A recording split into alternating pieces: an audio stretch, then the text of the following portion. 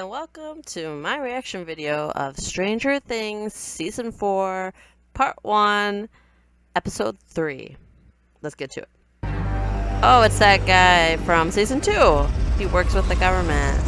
The opening has us with Owens. He was the government guy from Season 2. He was the replacement for Brenner after Brenner, well, died, supposedly. I still don't think he's dead. And I remember even back then, or at least I always hoped, because he had a Demogorgon jump on him. We didn't see anything else happen. So for all we know, it was immediately shot off him. In Season 2, that other number mentioned, they came across a guy who said that Brenner was still alive. Now, nothing came of it in Season 3, but to me, just them even bringing that up in Season 2, I was like, oh, that means he's going to eventually show up again, right? So, fingers crossed. I would really like to see Owens and Brenner work together. That'd be really cool, or at least have some kind of scene together. It would be cooler if Hopper was around. Yeah, he's not really doing so much the chief thing anymore. Disappointed. I want him to be a small town chief again. Not be in a Russian prison. Get away from Russia. I don't want to watch Russian stuff. Anyway, yes, military guy comes to visit him. We find out, yeah, he got fired because the Russians had set up a base in a mall, which is still unbelievable and stupid. But we're moving on. And he wants to know where 11 is because for some reason he's blaming, thinks 11 did the killings simply because I have no idea why he thinks this. And why so quickly. I feel like they're just being manufactured as an antagonist for not any good reason. We don't really need them. There's plenty of problems already. It feels so unnecessary. Owens is pretending like he doesn't know, but I remember he was the one who gave her the fake identity, I guess. I don't know. I thought the government knew, but now they're making it sound like only Owens knew. But that seems silly because she lived in the same town, the same place for a year or two. How did they not find her if they wanted her? I'm not really understanding the government military roles in anything and how it all works. But they're both in play. Because it happens more than you think, man. Are they high? I'm not really sure how 11 hasn't been arrested for what she did, but no arrest, and she went home. Everybody went home kind of bummed out from how things ended at the roller skate ring. It's kind of scarily. Jonathan and his friend came to pick them up, and they're high, and one of them's driving, so yikes. It's dinner time. Murray's still there being Murray. Oh my gosh, I almost forgot to tell you guys. I'm a terrible mother. Do Eskimos like still live in igloos, or are they like fully blown, like living in the suburbs now? Never change, guy. Never change. Okay, Joyce really is a bad mom. Like, they made hints toward it, or at least, people would accuse her of it in the first season when Will went missing and stuff, and it took her like a day to figure it out or the night to figure it out, because Jonathan was the one who was supposed to be home and responsible, even though he was, how old was he? 17, 18? I don't know. Either way, he was supposed to be the one responsible, but she just assumed a teenager would be responsible without checking. I mean, at the very least, you could check, but no. That's season 1. So, at the dinner, she has no clue what's going on. She doesn't even ask, really. Just no idea even that her son and his friend are high.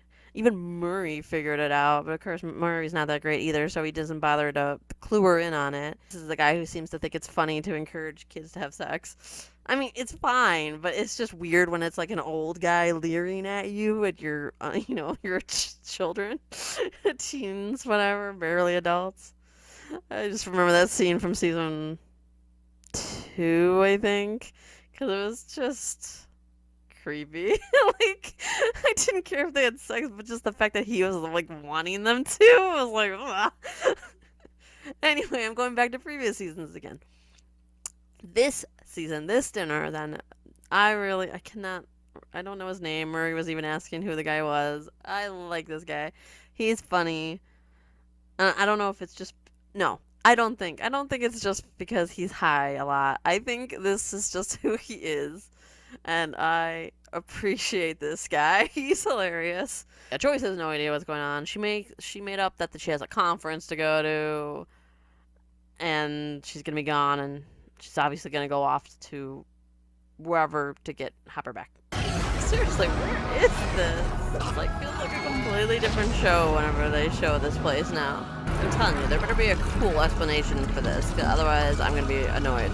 They're showing this upside down guy again, creature, whatever, and I just burst out laughing when we first just saw the upside down. Because first of all, it's not even recognizable as the upside down anymore.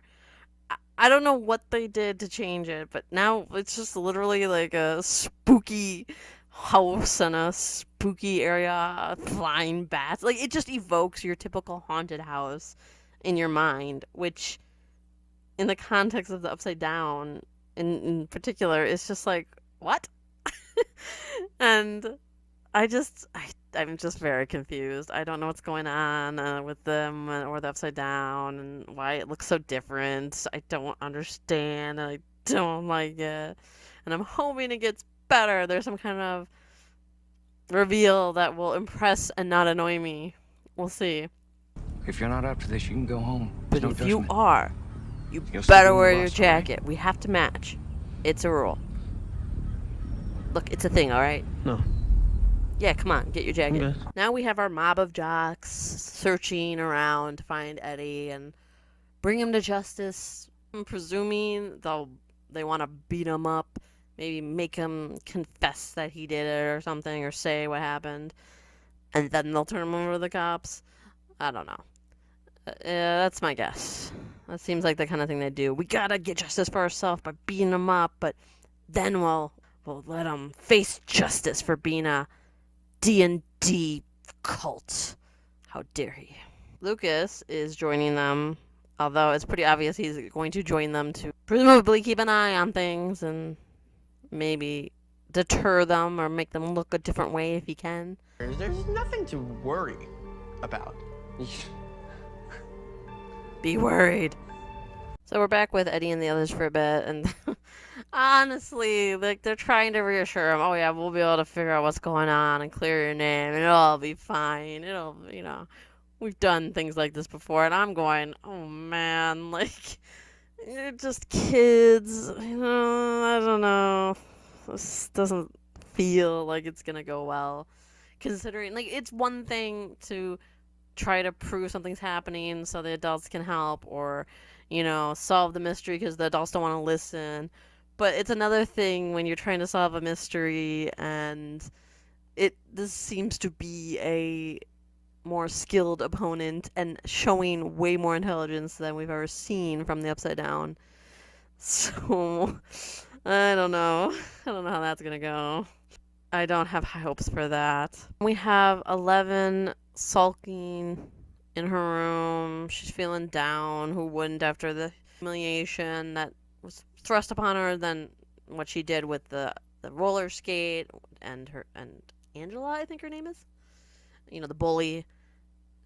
Still guess she's not gonna get arrested. Then Mike and her have it out a bit. They do this whole I'm not a superhero anymore. When Mike tries to be like, you're a superhero. They're nobodies. Come on, don't feel down. Which is like not the right way to go with her, but alright. Don't put other people down and try to lift people up. They're not gonna feel better. Trust me. Anyway, the point is he tried to make her feel better, and then she pointed out all the letters he's been sending her and how none of them say love Mike. They all say from Mike, and she says, I love you and stuff. Oh no. I think it was meant to be very emotional and dramatic, but there's just something funny about her chucking letter after letter at him and being like, from Mike. It's definitely relatable. Women tend to mature faster. Like, a lot of guys are oblivious, some by intention or just not caring, but sometimes it's just that they're I don't know, because it's definitely not all guys, but I don't know what it is about a lot of them where they're just completely unaware. They claim that the females are like so, they're always trying to give signals that they just don't understand. But these aren't like smoke signals or something. We're not like sending out Morse code.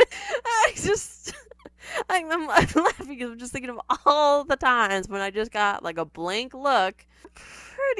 We're pretty obvious about what we're saying or wanting or thinking or feeling, even if it's by not directly saying things. And even when we directly say stuff, they'll somehow not get it or not be listening or not understand. What's happening here? We got some teen love issues, people. Don't you love it? Now, can we get to the real stuff already? Because I do not care. You may or may not be aware of an incident that happened last night involving Jane at the Rinkomania. That was an accident. We have a warrant here that says otherwise. Well, the police have shown and arrested her for assaulting someone. So, that did happen. Guess maybe it just takes longer.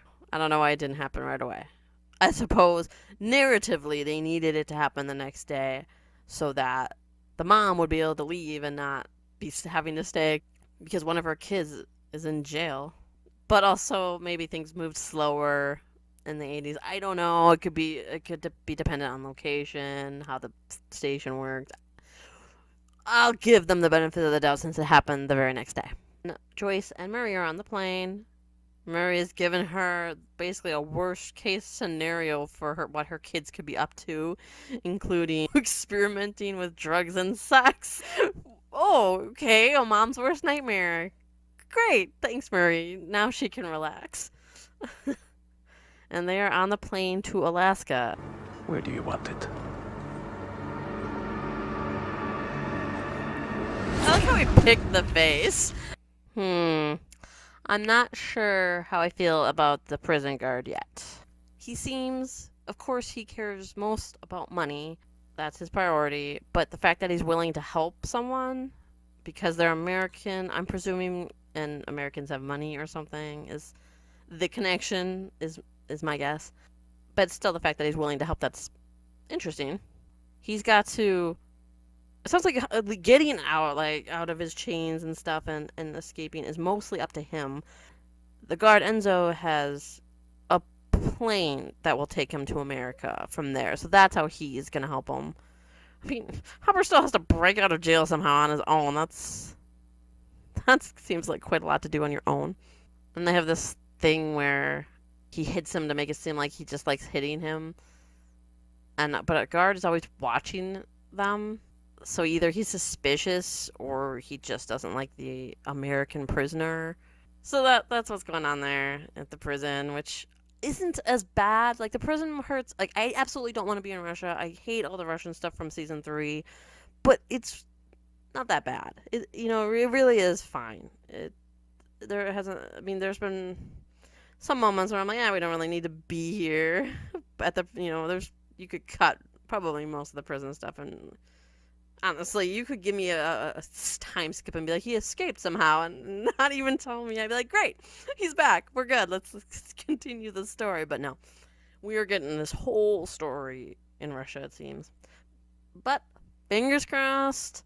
Hopes all the way up in the sky. Please don't plummet to the earth. I'm hoping that he'll escape. That'll be that. He's out. Done. Come back to the show.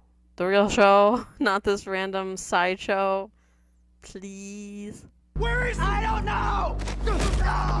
Where is he? Where is he? I see he's taking training from Jack Bauer here. See? And they say torture doesn't work. They show the Upside Down guy again, and he can full-on spy from the Upside Down somehow. It's like he's just... I don't get it. I don't get how this is possible. Why did we not see anything like this before? Why is this happening now? I don't get it. I'm getting this feeling, this gut feeling after the very first episode with that opening that they're just gonna make up, retcon the past and make up stuff, and then we're just gonna have to deal with it. And I don't. Okay. The jocks, yep, full on being horrible. And the three people that play D&D, they, that are in the band with Eddie as well.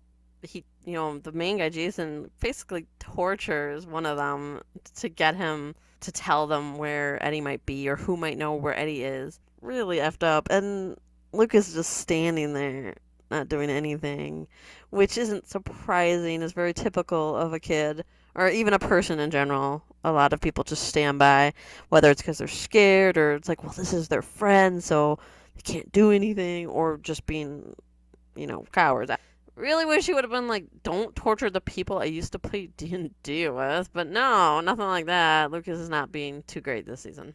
I don't think we're gonna see much of these three band members, but I mean, they seem cool. I kind of wish there'd be more of them. I mean, maybe there will be, but I kind of feel like they were briefly in episode 1 and now, like, in this scene here, but that's not really enough to be like, oh yeah, they're totally going to be in this show. So they're probably not going to really be in this show, which is disappointing because I find them, I don't know, they could fit right in, I guess is my point. They could fit right in and it'd be fun to see them in there. Then again, if they're not involved, their chances of being safe go way up, so I suppose there's that. It's a good thing she labels her key. Isn't that convenient? The other group with Max and Dustin, Steve, Nancy, all of them, Robin, they are looking into this Victor. They're trying to also figure out who could be the next victim. They're likening this guy to a serial killer, which super sounds like a not upside down thing, because those are just, animal-like. I mean, I don't want to say specifically they're just animals. That's not really what I mean. It's like the most intelligent thing we saw was the Mind Flayer, where he seemed to somewhat understand how humans act, but yet clearly not entirely. So even when he was like possessing some of them, they acted funny because he's not human, so he can't quite replicate it. They're likening this guy to a serial killer and almost sadistic. The upside down creatures are pretty much just like, hey, kill, kill, kill, take over. Very, very base instinct. This seems too intelligent and I'm very confused, and the group is investigating who could be the next victim. Max visited the school counselor and the school counselor didn't find that weird. Maybe it's a small town thing, or maybe that's how it used to be back then. I don't know. Nowadays, you show up at a teacher's house, that's a huge no. One thing that was confusing for me is Dustin accused Steve of coming on like hard for Nancy when all he wanted to do was partner up with her, which I totally wanted him to partner up with her. They don't need to get back together or anything, but it'd be nice to see them work together briefly. But instead, we're doing girls, I guess, which, it's fine. Give Robin something to do, I suppose. And so the group will be headed to the office at the school. I hope we get out of this Russian thing as quickly as possible. I just do not care. I'm not really caring for the way they flip between situations constantly. I get that we have a lot of characters now, a lot of different groups, but it's the fact that it used to be in previous seasons everything would connect or at least be adjacently connected to something that was going on in the main plot. But here we have just Hopper in Russia and Joyce and Murray going to get him. That just feels so separate. Then we have this weird investigation into a psychic serial killer or something, which again feels way not upside down and so weird and just out there. So that feels like completely separate. And then we have the upside down that doesn't look like the upside down. So again, completely foreign. But everything else around it, like the characters and the interactions and even the things that have been happening to the kids, that the mysterious nature of the deaths and everything, is all good. But it's just the switching around and just the tone change. Not great for a show to feel this different from scene to scene. This feels like a completely different show, like 70% of the time right now. Okay, so Nancy and Robin found this Victor Creel. They're probably gonna try to investigate further. And at the school, they got into the office, and they're hoping to find someone who went to the school counselor with problems. And they just happen to find someone, and that someone happens to be her, someone they know. I like how they had to create super radios or super walkie-talkies just because there's no such thing as cell phones yet. Seriously, what's the deal with the grandfather clocks? What is that supposed to represent? I said once how proud I was that the show was representing someone who wasn't just brushing off a traumatic incident in their past. You know, they weren't just fine like all these other kids seem to be, considering all the things they've endured. However, nope.